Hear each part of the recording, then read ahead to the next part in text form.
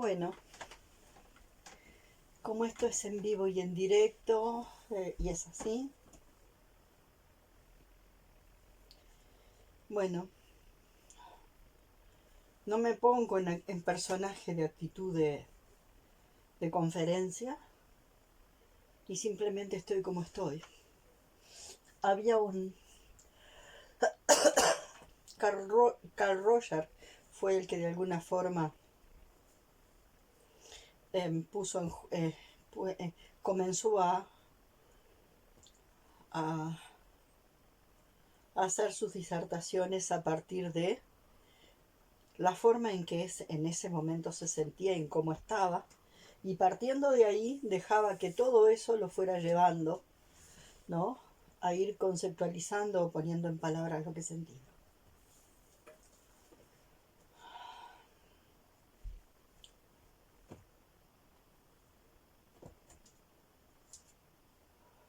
¿Cómo estoy? El otro día, en una conversación, aparecía como una discrepancia sobre las heridas de las cuales salía pus y las heridas de las cuales no salía pus. Y bueno, y quizás desde la mirada chamánica y desde las ceremonias de ayahuasca, tener claro que hay de alguna forma heridas que drenan un plus concreto y muy visible, pero hay otras heridas que drenan otro pus, que muchas veces es posible verlo, ¿no? Un pus que es más, que no tiene consistencia material concreta, pero sí que hay, hay un pus energético que se drena. Cuando yo hablo de que la herida drena pus, no hablo solamente del pus material, ese que vemos en la herida.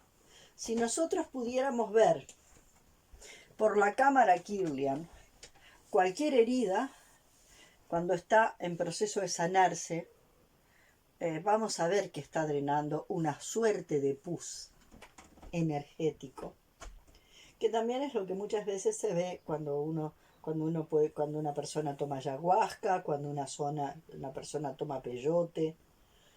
Eso se puede ver con esas medicinas que tienen la diferencia, por ejemplo, respecto a la marihuana y a otras drogas, que tienen la diferencia de que generan un ciclo completo, de que abren los paquetes de información del inconsciente, y permiten que se procese de forma completa la información.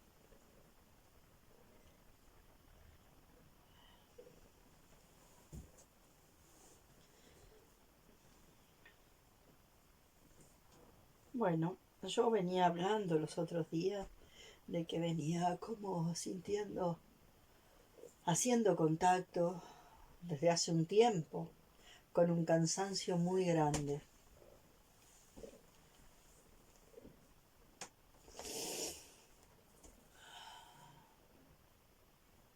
Digamos que yo estaba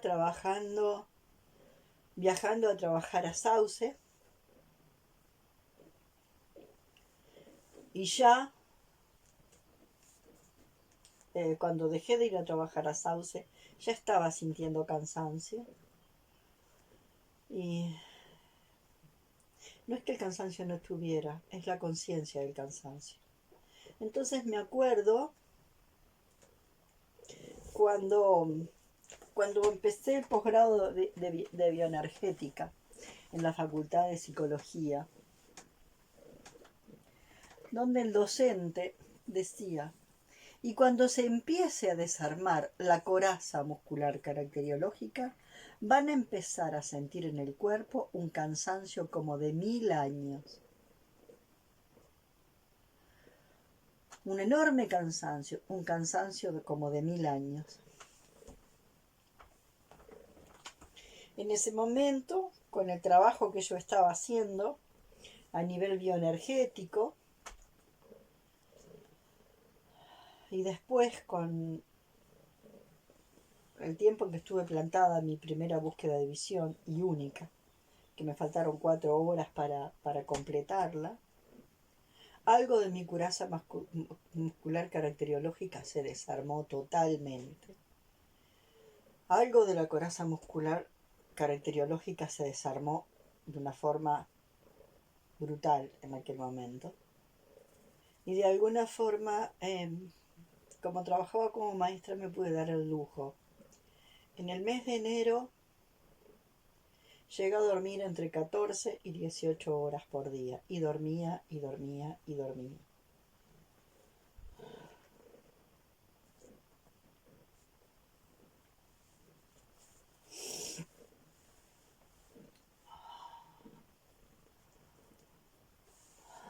Y como cuando uno está en la máquina, cuando uno está acelerado en la máquina, cuando uno está pedaleando, pedaleando, pedaleando, uno no se da cuenta del cansancio que tiene el cuerpo. Porque es la mente la que le ordena al cuerpo andar a ese ritmo. Y cuando el cuerpo se detiene, es ahí donde hay algo que pasa adentro. Hay como una cosa, cuando el cuerpo se detiene, ¿no?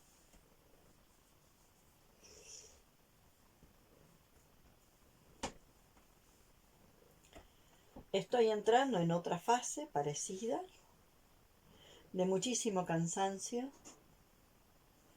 pero es diferente. No siento, estoy con insomnio. Pero no es un insomnio que me tenga, es raro, porque no es un insomnio que me tenga crispada, no es un insomnio que me tenga defendida o en estado de súper alerta, no. Hay un insomnio que parece que el cuerpo quiere quedarse sin moverse o moviéndose muy poco o moviéndose en cámara lenta o movimiento muy lento y necesitando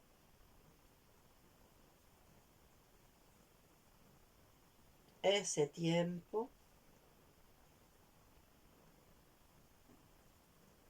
pero fundamentalmente como una especie de sensación de vacío de la mente, una simplificación y un vacío de la mente brutal.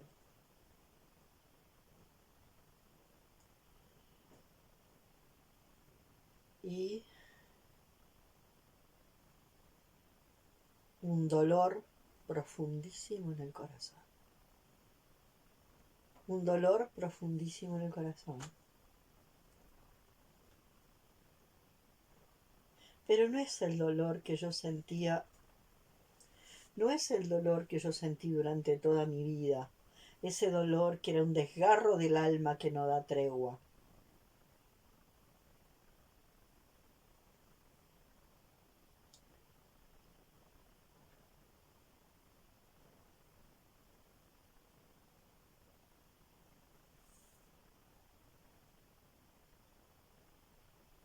Ese dolor del alma, del desgarro del alma que no da tregua, era como un dolor estridente.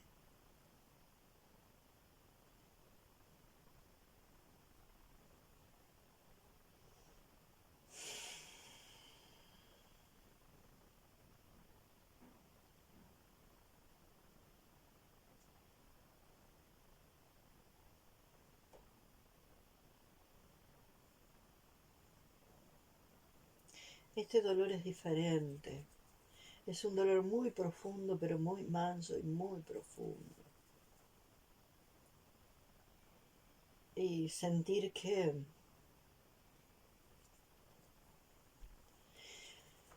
necesito estar conmigo a solas, que necesito estar conmigo abrazándome mucho,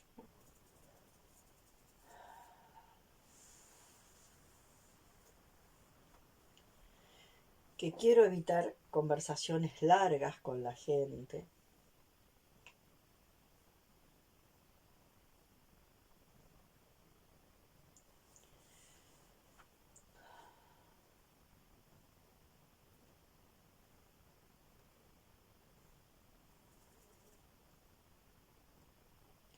Y que hay como un dolor manso que va por dentro.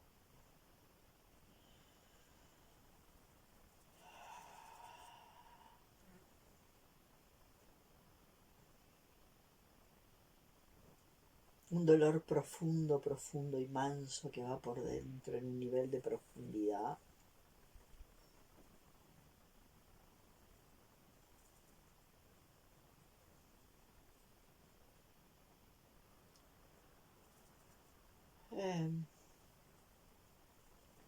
En automático se me pueden saltar en determinado momento los viejos recursos de quererme morir o los viejos recursos de inclusive pensar en matarme, y en automático eso puede saltar, pero no tiene una base adentro eso.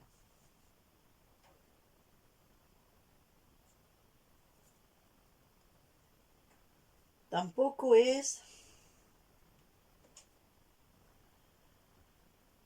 como en aquellos tiempos del resistiré,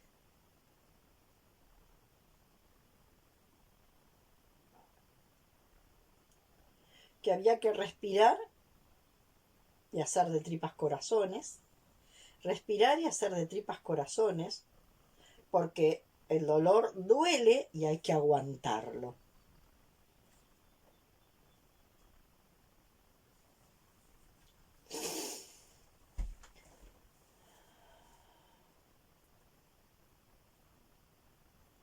Esto me remite, creo, a lo que planteaba en el último video, ¿no? Eso de sentir que soy un dispositivo procesador. Un dispositivo procesador de trauma mío, de mi inconsciente personal, de mi inconsciente familiar, del inconsciente local, del inconsciente, pero que soy un dispositivo procesador de trauma.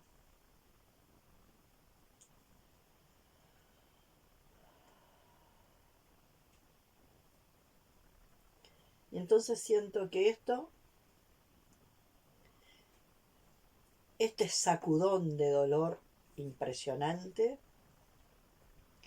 me ubicó de una forma así, contundente en este presente y en esto que siento. Y fundamentalmente en la sensación de dolor, observando la bioquímica del cuerpo,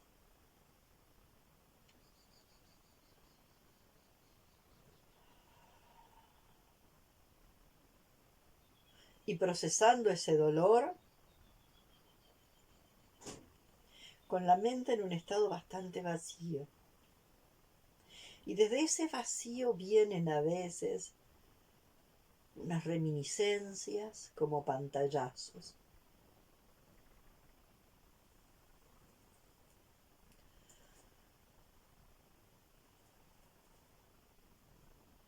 Unas reminiscencias como pantallazos.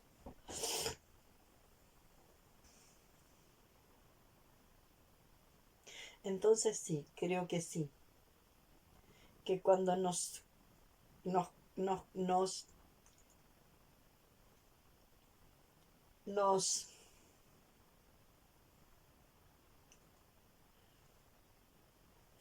nos volvemos dispositivos disponibles para, para procesar trauma personal, familiar, local y del inconsciente colectivo de toda la humanidad.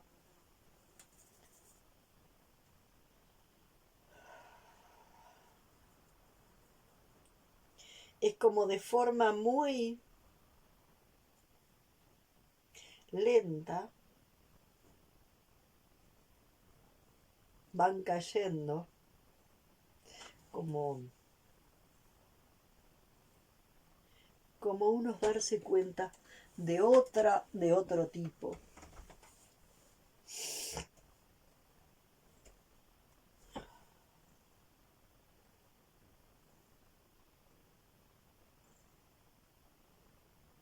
Y la sensación es esa. La sensación es que nada se puede forzar. Que nada se puede forzar.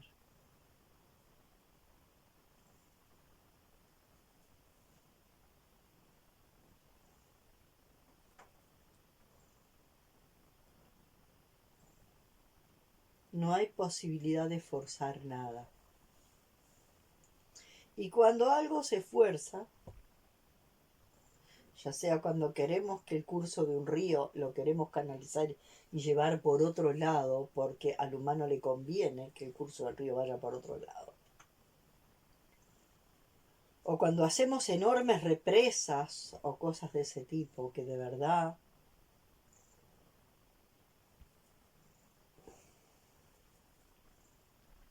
generan distorsiones masivas y muy grandes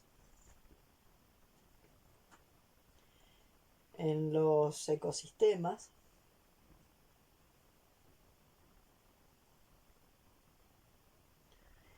Lo que hacemos por un lado, va a tener consecuencias por otro. Aquello de que si no se puede pisar una flor sin que una estrella se estremezca es absolutamente claro. Lo cual no quiere decir que no tengas que pisar una flor. Porque si tienes que atravesar un campo con flores, vas a pisar muchas flores. El asunto es que vas a saber, ya no vas a estar en un estado de ingenuidad, donde vas a pisar las flores sintiendo que eso no va a tener una resonancia en algún otro lugar.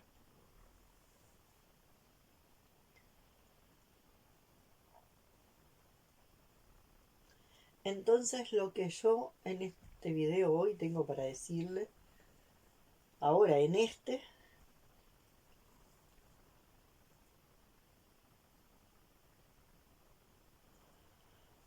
que ya lo he dicho alguna vez, pero siento la necesidad de decirlo de nuevo.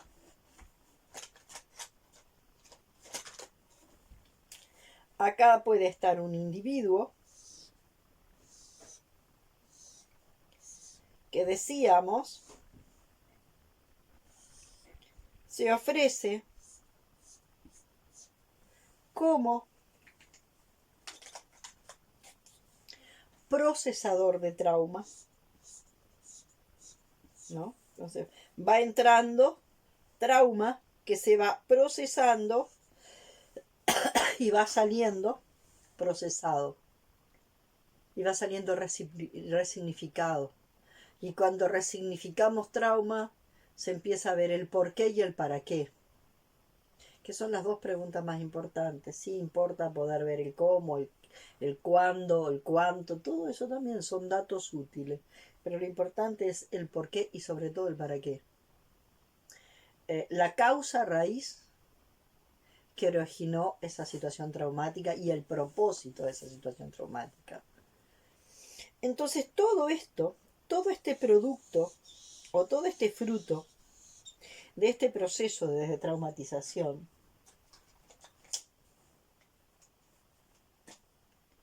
¿no? Supongamos que acá está pasando, por acá va pasando el material inconsciente, ¿no? Va a pasar por acá. Todo eso, cuando yo no tengo, supongamos, acá hay una persona, ¿no? Yo puedo ofrecerle esto a una persona y la persona lo podrá tomar o no. Y se lo puedo ofrecer a una, a dos, a tres, a seis, a ocho o a ninguna. Lo cierto es que hay otro lugar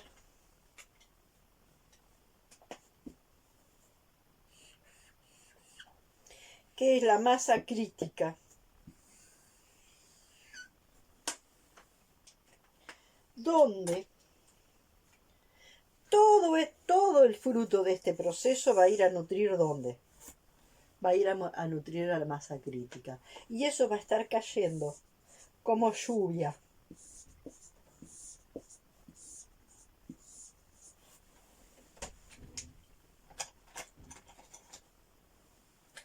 Arriba de una enormidad.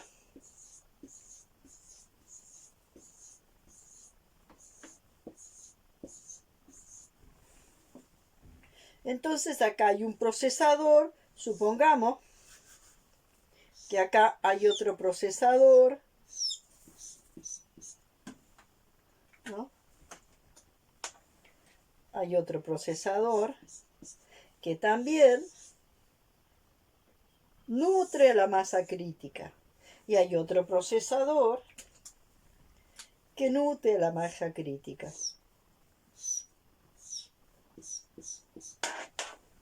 ¿No?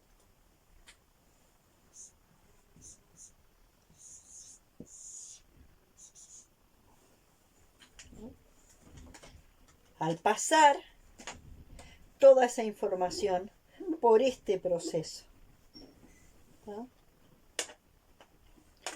Donde cada una de las personas va a tomar el material inconsciente que tiene que ver con el trauma, lo va a procesar, lo va a resignificar y va a ir hacia acá. Quizás también van a ir a darle a 1, a 2 o a 3. Pero el flujo importante de toda esta información es desde acá, que va a caer directamente. Quiere decir que la información no se pierde. Así esté solo y así en esa soledad uno se entrega a este proceso, todo este proceso no se pierde, ¿no? Entonces, de alguna manera,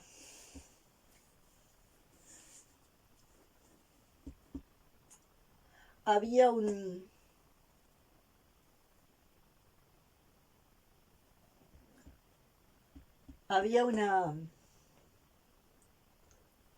en un tiempo, por algunos lugares donde yo me moví, había como una suerte de actitud enjuiciadora del ermitaño. Hay muchos ermitaños que están en esto y desde ahí están haciendo eso. Y entonces había una actitud enjuiciadora de estos ermitaños, ¿no? Que se habían decidido a aislarse en determinados lugares y dedicarse a este procesar para nutrir la masa crítica. Y se planteaba que eran demasiado egoístas, porque parecía que la historia era si tú dabas en el 1 a 1, si tú estabas dando, ¿no? En el 1 a 1. Y que esto de no dar en el 1 al 1 y saber que esto que procesas va a nutrir la masa crítica y va a caer como lluvia y nadie va a saber de dónde le viene lo que le llega. Es en el tiempo ese en que se valoraba tanto el dar en el 1 al 1, yo te doy a ti, yo te doy a ti, yo te ofrezco a ti, yo te doy acá. La actitud de los ermitaños que se dedicaban a procesar, dispositivos de procesadores, ¿no? Y esto venía acá y de acá bajaba, eso se consideraba como muy egoísta y se consideraba como que todo eso se perdía. Cuando yo hablo de que la herida drena, es como que todo esto que vendría a ser el pus que genera la herida, el irse drenando en realidad es que se va transformando, no es que el pus salga para afuera. Hay un excedente que posiblemente sí. Pero lo que en realidad sucede es que todo esto se transforma. Todo esto se procesa. se resignifica.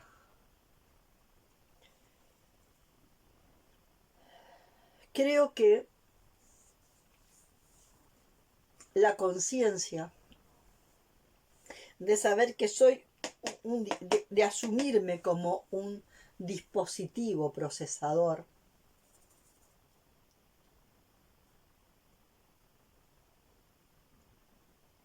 es lo que me sostiene viva, ¿no? Lo que le da sentido a mi vida. Y siento que a partir de esta crisis le está dando aún más sentido. Un sentido aún más profundo, mucho más profundo.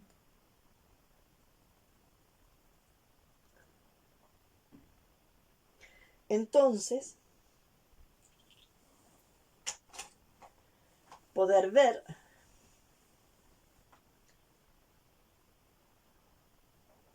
toda la cantidad de herramientas que permiten procesar trauma, muchas de ellas sin que la gente ni siquiera se dé cuenta. Por ejemplo, hay muchísimas, pero muchísimas herramientas que vienen que se denominan artes marciales, que la gente, muchas de las personas las empiezan a utilizar como si fueran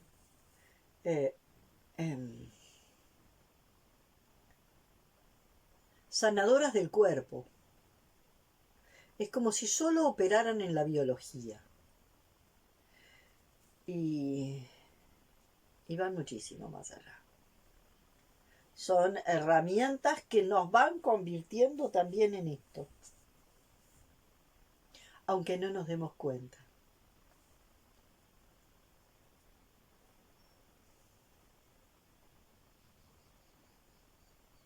Entonces, no importa cuánta gente, a cuánta gente con cuánta gente yo puedo compartir el fruto de este proceso, ¿no? Puedo compartirlo con 2, con 6, con 8, con una sola persona o con ninguna. Nada de eso se pierde, todo va a nutrir la masa crítica y de acá cae. Digamos que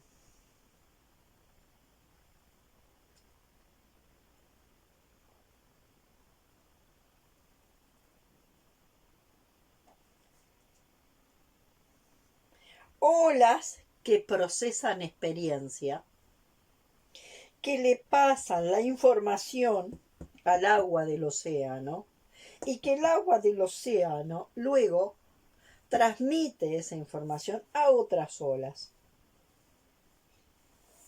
que en algún momento se van a convertir también en esto. Ayer con alguna de las personas con que trabajé, a pesar de estar sin dormir y haciendo un proceso interno muy fuerte, y pensé que y en realidad, a pesar de todo, me sentí bastante entera. Hacía el plantero, qué camino solitario. Qué camino solitario. Es solitario. Porque aparece muy poca gente a la que podamos entregarle de forma directa este fruto. Entonces es un camino solitario, pero donde lo que estamos haciendo no se pierde. Eso es lo más importante. Y sobre la historia de la herida, yo sigo diciendo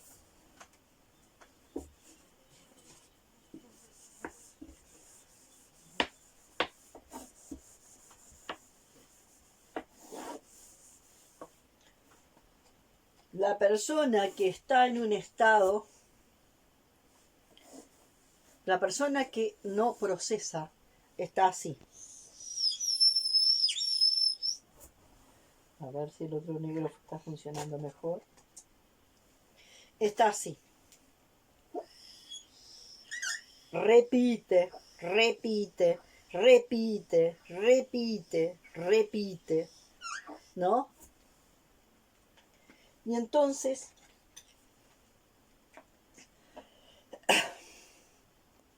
acá está el error que comete, y ese error lo comete porque hay una herida. Hay una herida que lo hace cometer el error. Y ese error pone a funcionar, ¿no? Acá está la herida que hace cometer el error y que pone a funcionar todo un mecanismo de repetición que vuelve a activar a la herida, que pone a funcionar el error, que vuelve a cometer el mismo error y sigue, y sigue, y sigue. Y eso sigue sin cesar. Entonces, así es como se repite y se repite y se repite. Yo lo que observo es que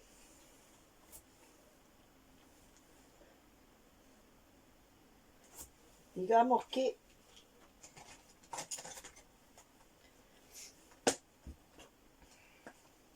acá está el error, acá está la herida,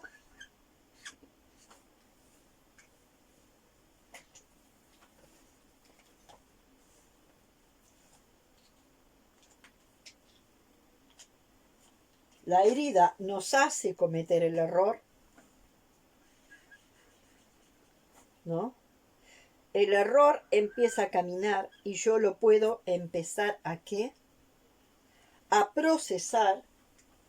Y cuando el proceso comienza,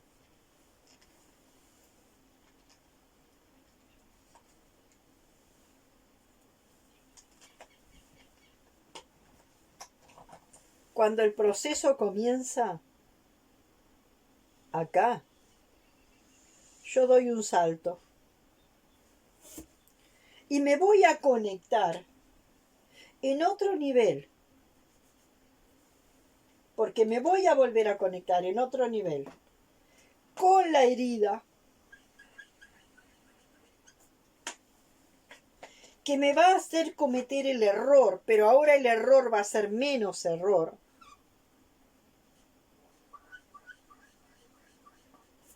¿Ah?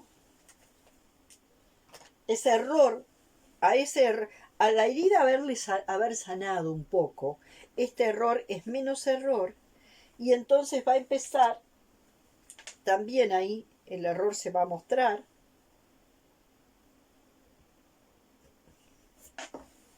Y entonces, ¿qué pasa? Empieza el proceso. Y va a venir acá y de vuelta acá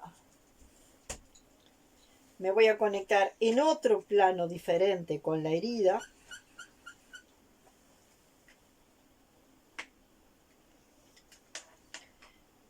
Esta herida me va a llevar al error.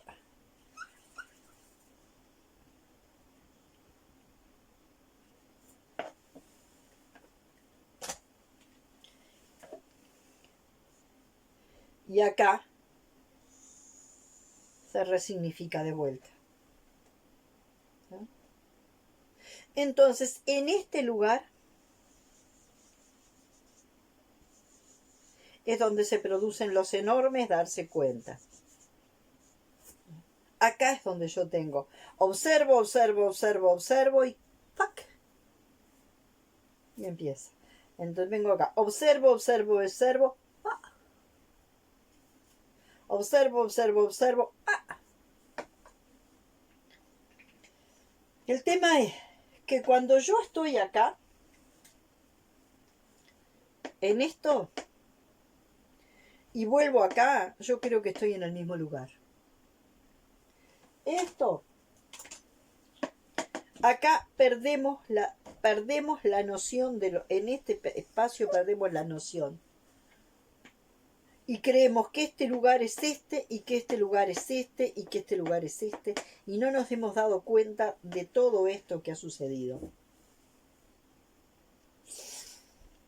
no nos hemos dado cuenta de que antes este error tomaba una forma determinada. Digamos que este error se mostraba en un 10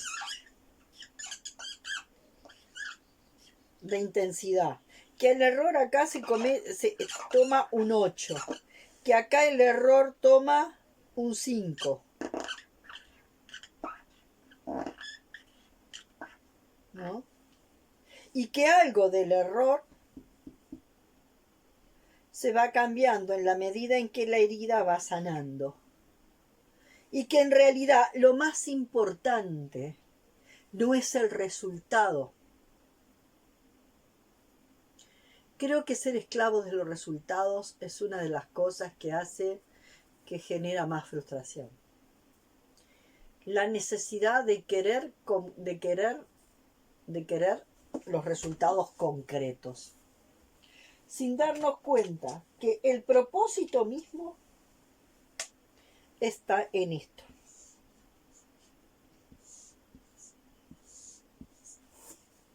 Que esto es de alguna forma lo que va, en ese sentido, a nutrir la masa crítica.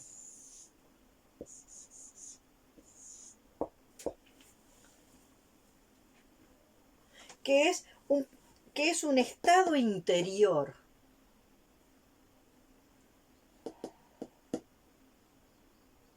y creo que una cierta expectativa en los resultados externos, en los resultados concretos externos, es lo que hace que no podamos apreciar la maravilla del proceso. Que en realidad lo que importa es esto que sucede acá, este proceso de expansión de conciencia que sucede adentro, que va a nutrir a la masa crítica y que esta masa crítica a la vez lo va a proyectar hacia otros lugares. Ahora,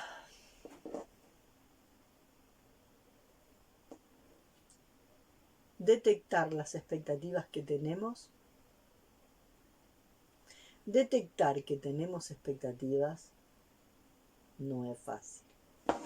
La mayoría de las veces las expectativas están tan agazapadas, que cuando algo se muestra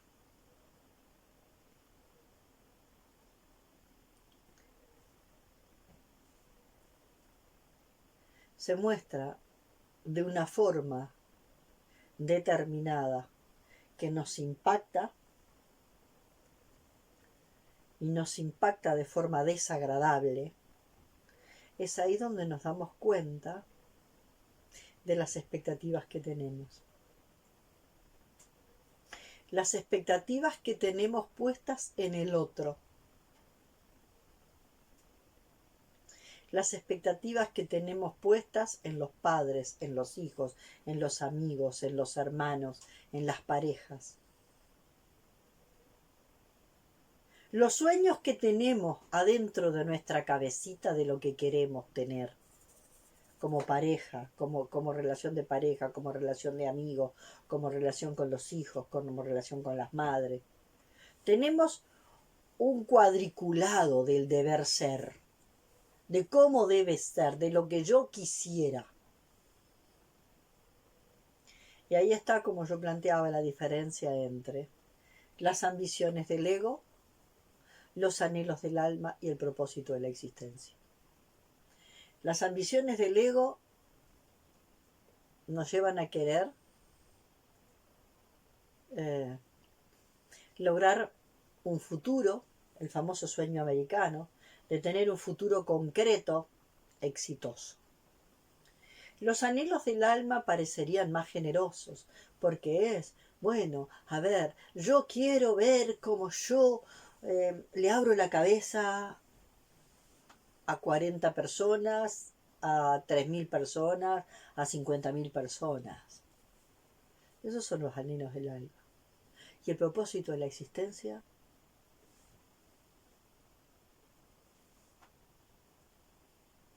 va por otro lado. El propósito de la existencia está a mano de qué? De esto.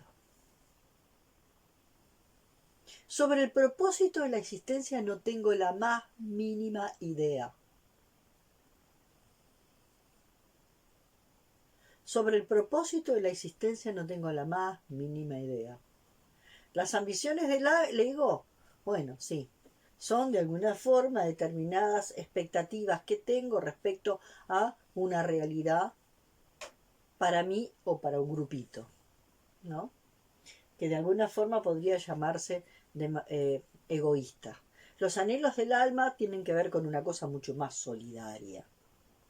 El propósito de la existencia no es ni egoísta ni solidario.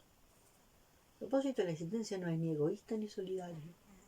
Esos son constructos de la mente humana.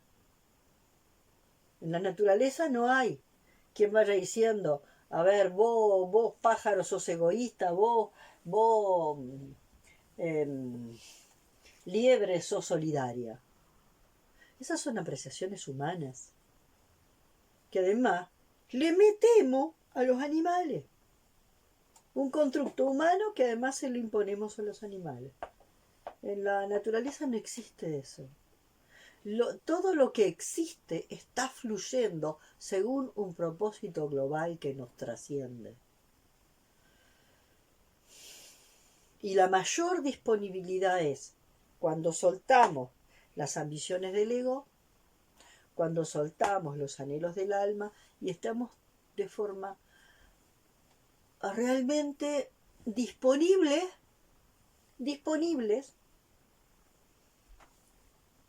¿a qué?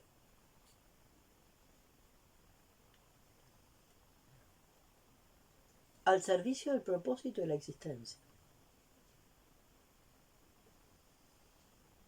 Y es saber que todo esto, como lo veíamos en el anterior, que es el producto de mi proceso, va a nutrir a la masa crítica y eso va a generar transformaciones, va a permitir una metamorfosis en el humano genérico. Entonces, ¿cómo me siento hoy?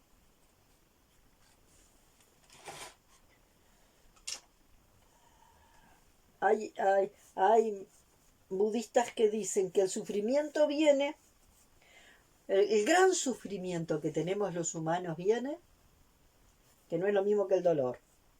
El gran sufrimiento que tenemos los humanos viene del contraste entre lo que queremos, las ambiciones del ego, los anhelos del alma y lo que realmente es.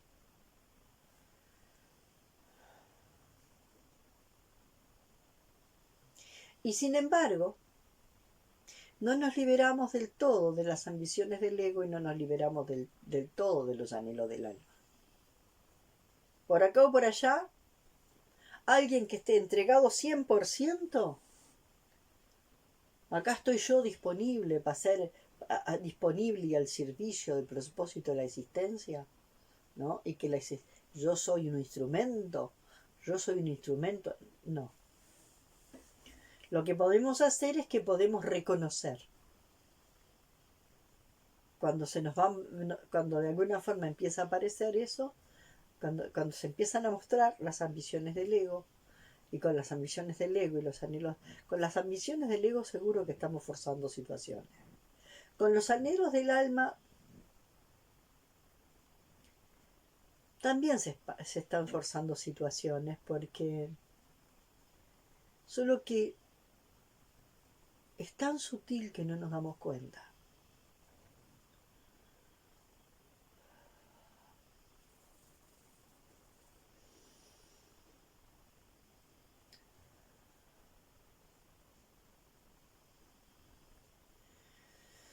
Y en estos procesos hay tiempos en que uno de verdad se tiene que quedar bastante solo con uno y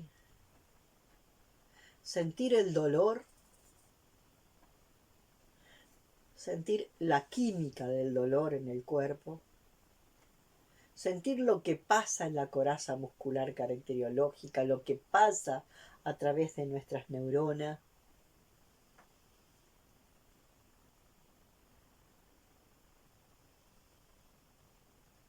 y procesar eso. Respirando, procesando, respirando, procesando, respirando y procesando eso.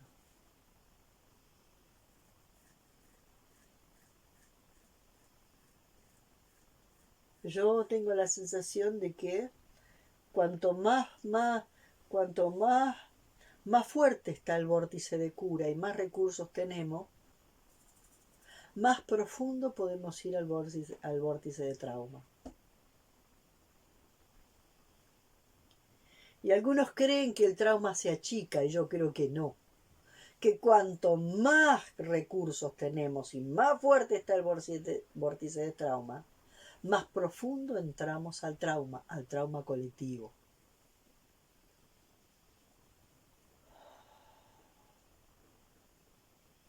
Y más recursos tenemos para procesar. Trauma individual, trauma familiar, trauma local y trauma colectivo.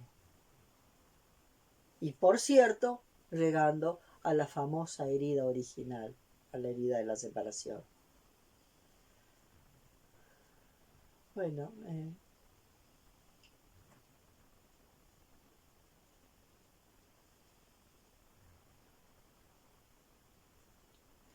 estoy así en este momento donde quise compartir esto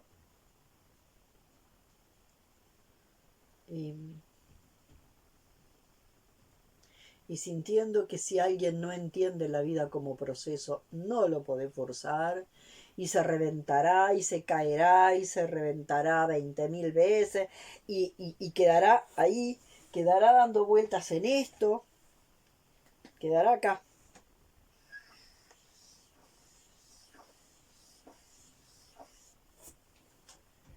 Y a lo mejor se gastó la vida entera. Se gastó la vida entera en eso.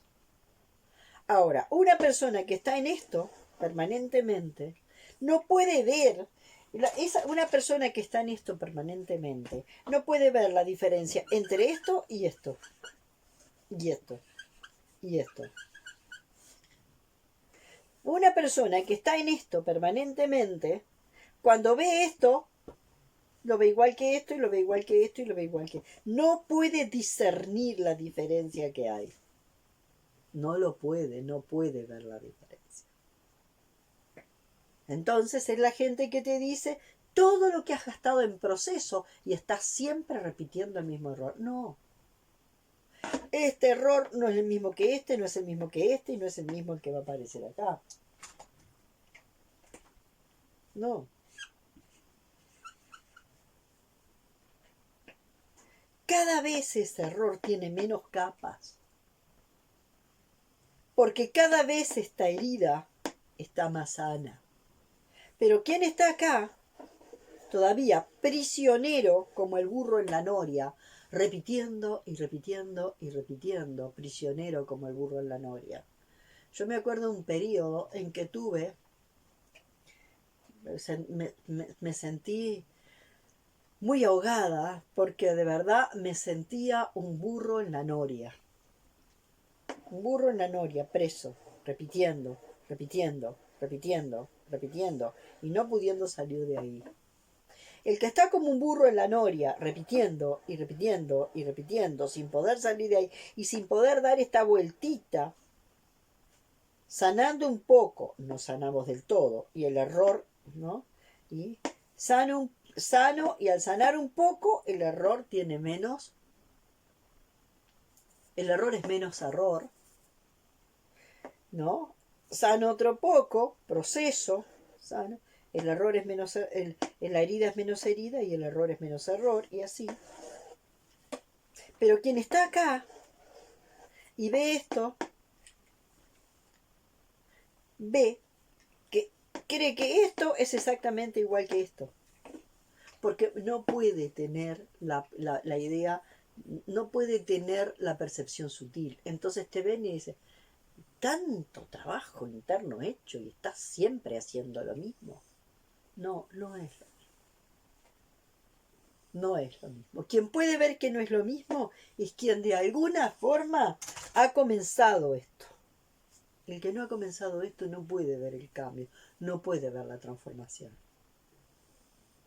No quiere decir que no te chijetees, ¿no? Que no te chijetees, ¿no? Y que desde la herida de alguna forma no te chijetees y vuelvas a cometer un error. Pero el tema es que situaciones en las que yo caía a veces, y a veces caía y pasaba un mes atormentada que no daba más, por una situación que hoy la miro y digo, ¿cómo es que aquello me afectaba tanto? No, ahora ya no me...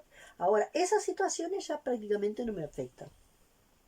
Situaciones externas no me afectan mucho. Ahora lo que de verdad me pasa es lo interno que... ¡Wow! ¡Wow! ¿No? Es como que erupciona. Entonces, esto es lo que hoy quería comentar. Y me parece que no puedo decir nada porque ellos me han dicho, ay, qué bueno, que ahora voy a dejar de hacer videos, que no sé qué, que no sé qué, y que ya lo he dicho como 4, 5, 6 veces en los videos, no puedo decir nada. Ayer me hubieran dicho, si hoy estaba filmando un video y ayer hubiese dicho, esta mañana que estaba tirada en la cama que no me podía mover. Si esta mañana me hubiesen dicho, ¿vas a grabar un video hoy? No, no tengo fuerza ni para mover. No tengo fuerza ni para mover. Pero tengo la sensación de que poner en palabras me ordena, me ayuda a ralentizar y me ordena. Entonces es como que grabar un video, además le puede servir a alguien, pero me ayuda a ordenarme, ¿no? Me ayuda como a ordenarme por dentro. Entonces, bueno, no tengo ni idea. Ya les digo, ayer me decían, mañana vas a poder grabar un video, ni soñando. Decía que no, ni miras. Esta mañana me preguntabas, ¿vas a poder grabar un video? No, no sé si voy a poder. No sé si voy a poder levantarme a hacerme el almuerzo. Y después algo pasa y bueno, y las cosas se mueven para un lado, para el otro, y algo sucede y viene una ola de fuerza que te pone, que te hace levantarte, que te hace moverte, que te hace hacer esto, ¿no? Ahora, en ese estado en que yo estaba, ¿había depresión?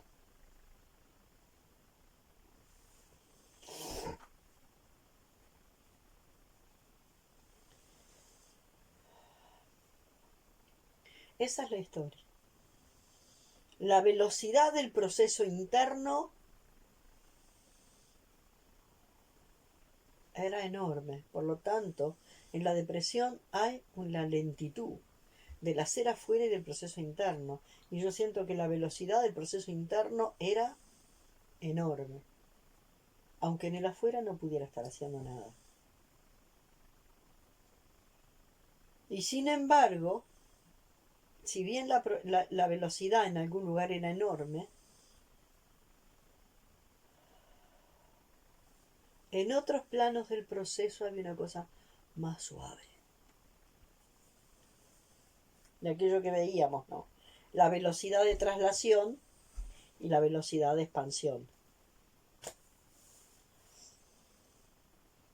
Bueno, por acá queda lo que tengo para decir hoy, o por lo menos en esta. Y no digo nada, no tengo ni idea. Bueno, hasta la próxima, que no sé cuándo será. A lo mejor dentro de un rato, dentro de una semana, dentro de 3 meses, o dentro de 2 años, o nunca. O dentro de 20 minutos, como digo. No lo sé.